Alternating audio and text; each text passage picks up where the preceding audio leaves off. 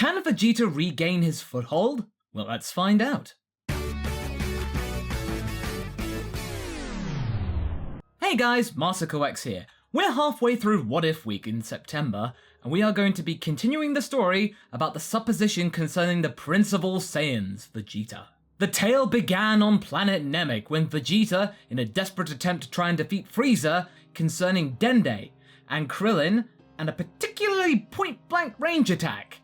But unlike in the anime, this plan, in this scenario, actually worked. In doing so, he became the Legendary Super Saiyan that the Saiyan race prophesied for many generations. And he was keen to make sure everybody knew that fact. At first, this newfound ability made him the most formidable character in the entire Dragon Ball Z roster, but in time, some of the other characters have been able to catch up somewhat to his power. It's all thanks to Vegeta's enormous ego. He was thinking for the longest time that he didn't need to try so hard because no one could ever possibly acquire the Super Saiyan power, or at least not to the efficacy of himself, the Prince of All Saiyans. At first, it was the cyborgs, but now Perfect Cell has well and truly put him in his place. The major difference between this plot and the original plot is that Vegeta is 2 steps up the Super Saiyan ladder. Also, since Goku never learned instant transmission because he never went to Yard Rat but Vegeta did,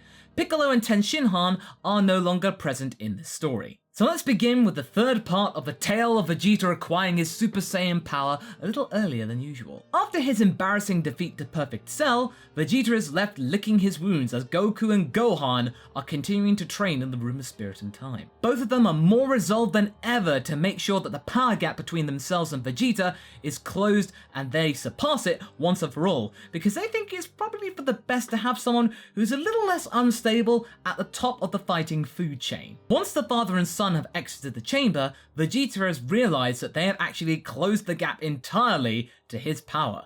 They are pretty much equals at this point. Not only that, but they were flaunting this newfound power like it was some kind of trivial convenience, like it was just something you would just acquire at a whim, not something that it took many seconds of planning back on planet Namek, not something legendary. This was like a Super Saiyan bargain sale in the making. All of these years with Vegeta as the top dog on Earth really gave his royal ego a good massaging. It's very much in power now. Vegeta, out of sheer frustration and anger, goes straight into the time chamber just as soon as Goku and Gohan have exited it without uttering so much as a word to anybody. He does this as he is reminded by Piccolo that Goku and Gohan have one more day to use up inside the time chamber that has actually been allocated them with every single lifetime, so therefore, Vegeta has that available to him as well. For those of you who might not remember, before Dende came along and pretty much made the Room of Spirit and Time a complete and utter convenience, instead of a hellish place where you actually had to not take it lightly or else you'd go mad, you could only go in there for 48 hours per lifetime, or about 2 days. If you tried to stay in there for longer, then you ran the risk of being trapped inside that dimension for all eternity. Nobody could come and rescue you, well, unless you're Majin Buu or Gotenks and could just shout the house down. In any case, Vegeta is now on a mission to try and outdo Goku again, as well as his brat of a child. He remembers Goku and Gohan blithering on about some kind of potential power that Gohan had, that Goku just knows he can tap into for the fight ahead. Maybe it's something that he can acquire too, and maybe usurp Gohan in the process.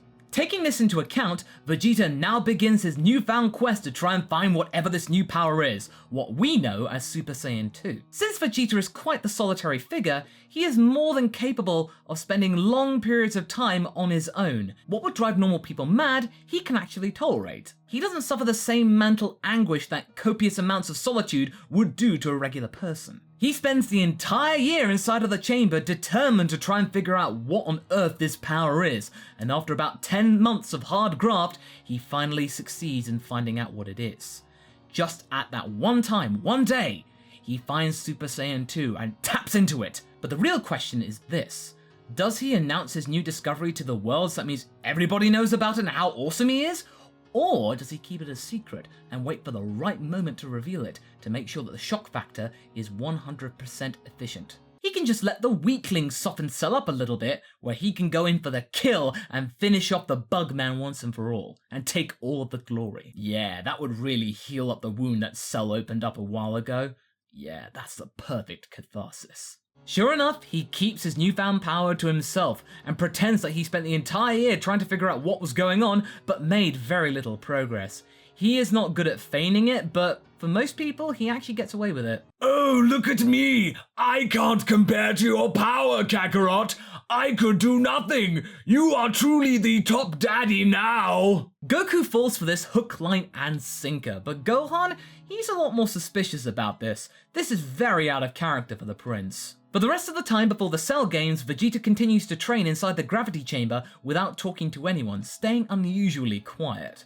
Goku and Gohan continue to train for a little bit, but spend most of the time before the Cell Games relaxing as they do in the anime. Trunks is especially weirded out at his father's unusual silence. One day, he decides to question his father about what on earth is going on. This is very unlike him. What's going on? Being quiet and not bragging about something?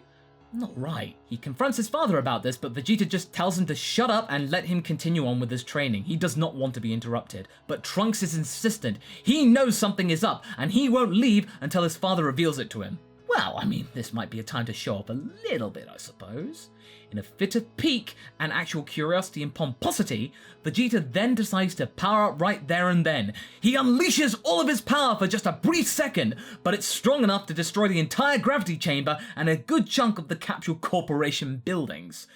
Yeah, in that rubble, yeah, Trunks and Vegeta, they're okay, but Trunks is pretty much horrified. Trunks for a brief moment saw the power of Super Saiyan 2 and cannot utter the courage to say a word. Meanwhile, everyone else that could actually sense power levels, including Cell, sat up and took notice about what was that? Cell is quite curious. He can actually recognize the energy signature as Vegeta, but he actually chalks it up to the personality of Vegeta, thinking he's just having one of his temper tantrums again, and just laughs it off and continues on with his meditation. Goku and Gohan spot this, but Goku's just left perplexed as to what's going on here. But Gohan, his suspicions are becoming more and more concrete. Speaking of which, everyone then turns up at the Cell Games, and of course we have to start off proceedings with Mr. Satan being hurled into the side of a mountain. I mean, come on, we gotta have that. It's tradition. Trunks and Gohan get talking, and sure enough, they do have suspicions concerning Vegeta that match up, and they know that he's up to no good. Trunks is about to tell Gohan exactly what he saw, but suddenly, Vegeta catches his eye, and he then just goes, as if to say, you utter one more word and I'll kill you where you stand. Trunks complies with this, trying not to anger his father. They think at this time of the situation, it's best to keep him on side and actually have a chance of defeating Cell, rather than Vegeta turning on everyone and maybe allying with Cell. No. Goku offers to go first, so that means he can act out his Grandmaster plan concerning Gohan. Vegeta, again out of character, allows Goku to do this. The fight between Goku and Cell carries on like it does in the anime, all the way to the point where we see Cell using the multiform technique. This is where things start to get messy for Goku. Once Goku's been able to bat off the 4 perfect cells, Cell then launches a Kamehameha, which Goku can really not dodge. And remember in the anime, he could use instant transmission to escape. But since Goku doesn't know instant transmission in this case, yeah, it's not looking good. He is consumed by the energy beam, and the blast then goes off into space.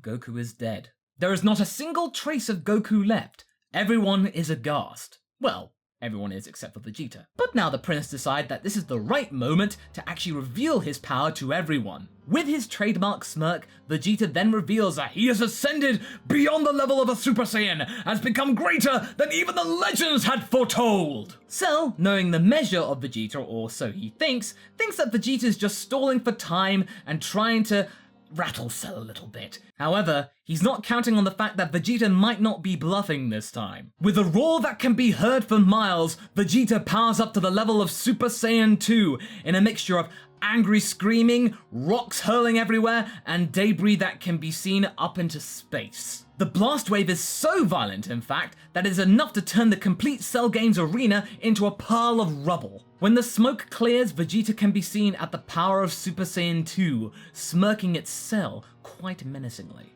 He beckons the bug over as if to come check out something cool, which is exactly what the point is.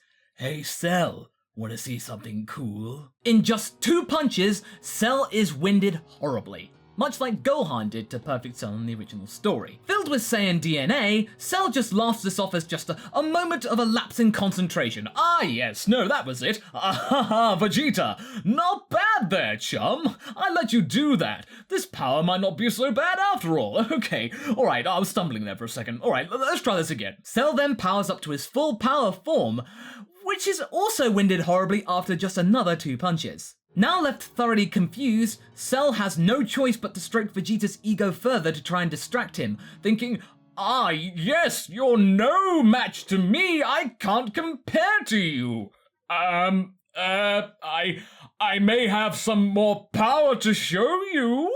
Cell is bluffing that he hasn't reached his full potential yet, and if Vegeta just allows him to get a moment to power up, he can give Vegeta a proper challenge. Vegeta asks if there are any more cyborgs to absorb nearby.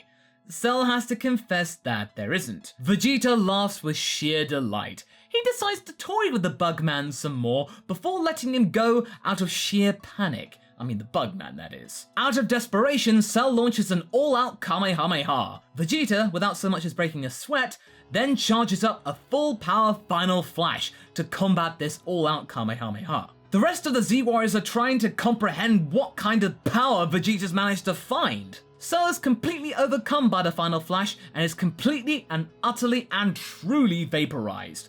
Yeah, Cell is dead if you couldn't tell. Vegeta can no longer sense Cell's power, and he actually has, finally, gotten his revenge over Semi-Perfect Cell, who actually so masterfully fooled him earlier. He can put that issue to bed. The others are left simply dumbstruck. But they then remember the fact that Goku's dead, and they better get on with trying to revive him. But there are no Dragon Balls on Earth in which to bring him back, so that means they have to go out to New Namek to try and figure out a solution. Vegeta then toys with the idea that he might be able to use his instant transmission to try and find New Namek. I mean, he's in such a good mood right now that he feels generous enough to try and help them bring Goku back, I guess. Vegeta and Gohan then head off to New Namek. At first, everyone is horrified to see Vegeta after all of the stuff that he'd done on the original Namek, but when Dende spots Gohan, he knows that everything can't be all bad. Gohan then asks Dende whether he would like to become the new Guardian for Earth, and Dende, actually quite enthusiastically, accepts the proposal. Meanwhile, the Namekians gather their Dragon Balls to wish Goku back to life. Since Goku hadn't planned on actually sacrificing himself there and then, he accepts the invitation to return to the real-life mortal coil. He then just turns up in the rubble and goes like, "Hey guys, what'd I miss?"